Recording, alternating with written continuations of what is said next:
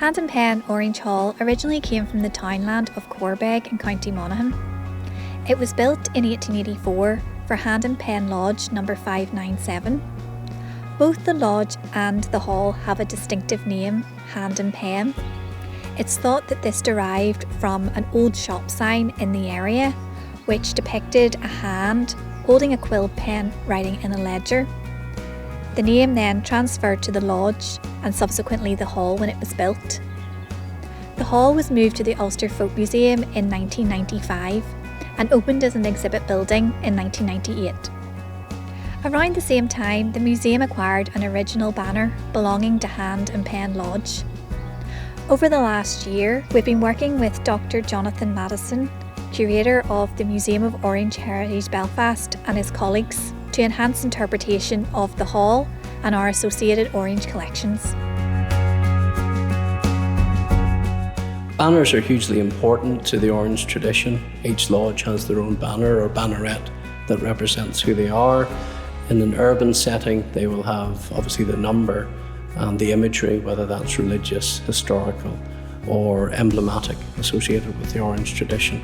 They're a very visual, a very public representation, if you like, a public manifesto of who we are as members of the orange tradition.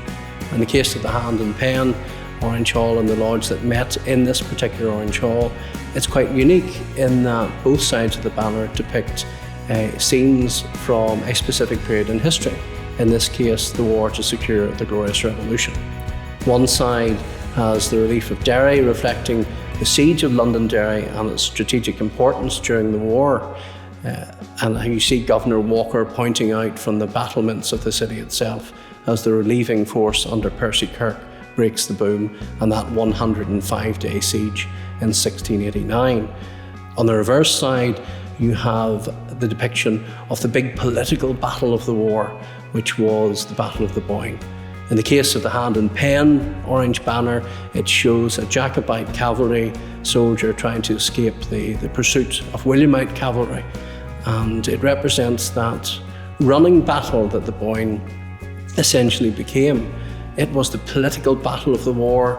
There were more soldiers there than at any other of the engagements in this period, somewhere in the region of 60,000 men, and was won rather by manoeuvre than physical force of numbers.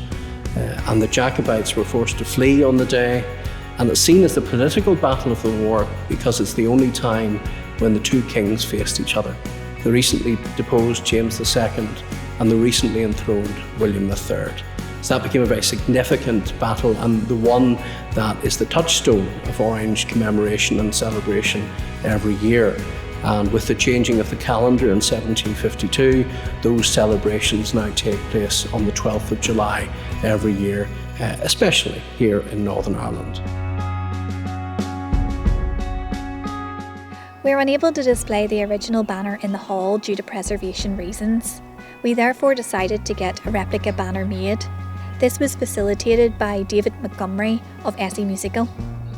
My name's David Montgomery. I'm the owner, in conjunction with my wife, of SE Musical, and we are a band and uniform supply shop on Castlereagh Road, Belfast. And this shop has been in existence since 1933. We took the business over in January of 2008. So we would do everything that a band would need, a marching band, a pipe band, a brass band, silver band, in terms of uniforms, drums, all the accessories, hats, kilts for the pipe bands, uniforms as well, bagpipes, and that's one aspect of the business. The other aspect, the same way as this banner was done, is you go and you get a professional photographer and he takes a picture of the original. That then has to come back. We do a certain amount of editing and that, but then afterwards my graphic designer steps in and he will have to literally painstakingly replicate that bit by bit by bit. Now, I don't know the technical terms for all this. I know that it takes him sometimes up to a week to be able to do that, so it's quite involved. But what the result is, and the banner's a good example, is another banner, but it's completely accurate to the old original banner. The difference is the new banner and the one the museum has now will not crack, it will not fade, it will last a lifetime. Yes, it's not hand painted, I'm fully aware of that. However, it's printed, and that nothing can happen to that to despoil that banner, no matter how long that you happen to have that or hang it up or use it. In the case of a lodge, for instance, if it gets wet, it gets wet. There's no issues, and that's one of the advantages of having your banner done in this more modern style. So that was our part of it finished. So the next part's up to the museum now in terms of hanging the banner up in the display in the hall. Having a replica enables us to display the banner in the hall for visitors to enjoy, whilst preserving the condition of the original.